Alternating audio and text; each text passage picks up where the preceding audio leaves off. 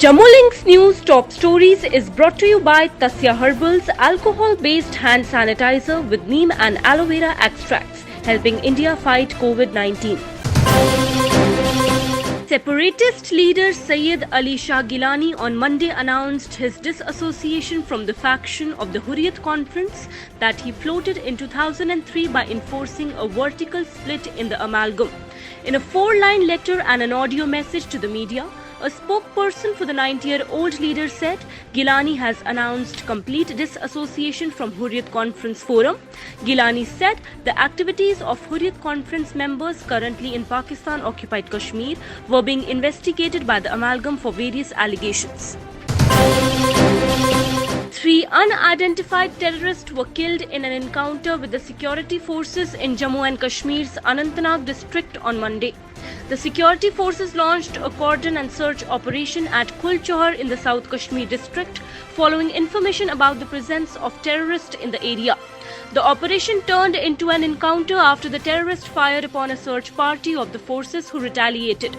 The identity and group affiliation were being ascertained. Doda has become totally terrorist-free district after Hizbul Mujahideen commander Masood was neutralized in an encounter. 3 terrorists including Masood were killed in an encounter with security forces at Khul Chahar area of Anantnag. Masood, who hails from Doda district, was involved in a rape case registered by Doda police and was absconding ever since. Jammu and Kashmir Congress workers, with some riding a horse cart, on Monday held a protest against the continuous hike in petrol and diesel prices here and demanded immediate rollback of the rates to lower the burden on the common man. The protest was organized by the Congress District's Congress Committee Jammu Rural Unit in Jammu City and chanted slogans against the central government for its failure to keep fuel prices in check. Jammu Province People's Forum has demanded opening of all temples and shrines like Mata Vaishno Devi Shrine, Shiv Khodi Shrine, Machel Mata Temple and other religious places across Jammu and Kashmir.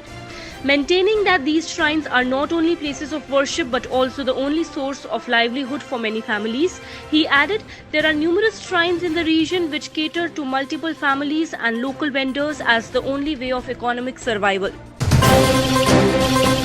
A day after a government order to stock up LPG cylinders created panic in Kashmir Valley, the Department of Food, Civil Supplies and Consumer Affairs on Monday cleared the air, saying the direction was aimed at preventing shortfall of essential commodities, particularly LPG, during the ensuing monsoon season in view of the condition of Jammu-Srinagar National Highway.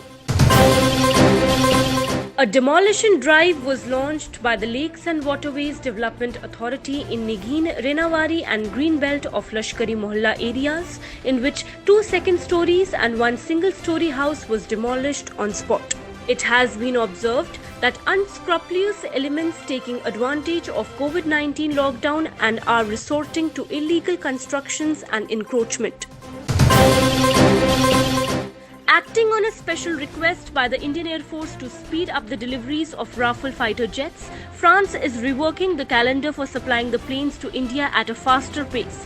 6 Rafale fighter planes are likely to land at their home base in Ambala on July 27th. Instead of 4 that were originally planned to be delivered in the first batch, as France steps up efforts to meet the IAF's immediate requirements. A single-day spike of 19,459 COVID-19 cases took India's tally to 5,48,318 on Monday, while the death toll climbed to 16,475 with 380 new fatalities. This is the 6th consecutive day that coronavirus infections have increased by more than 15,000. The country has seen a surge of 3,57,783 infections from June 1st till date. Attacking the BJP-led central government over the rising prices of petrol and diesel prices, Congress President Sonia Gandhi on Monday accused it of extorting money from people and sought an immediate rollback of the increase in prices of petroleum products. Leading the Speak Up Against Fuel Hike campaign of the party, Sonia Gandhi said that people were battling coronavirus pandemic and the government has increased price of diesel and petrol. NASSCOM Foundation Bengaluru, coordinated by its CEO Ashok Pamidi, and Infosys Foundation Bengaluru, headed by its chairperson Padma Shri Dr. Sudha Murthy, contributed 10,000 ration or food kits to the Union Territories of both Leh Ladakh and Jammu and Kashmir.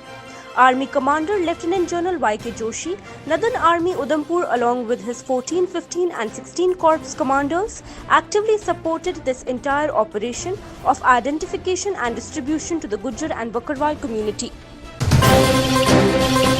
India's coronavirus recovery rate has reached 58.67% as the gap between recoveries and active cases stands at 1,11,602 according to the Union Ministry of Health and Family Welfare. A total of 12,010 COVID-19 patients have been cured in the last 24 hours. The third Corps commander level meeting between India and China over the ongoing tensions in Ladakh is likely to be held tomorrow or a day after. However, unlike the last two meetings that were held in Moldo on the Chinese side, this time the meeting will be held in Chushul on the Indian side.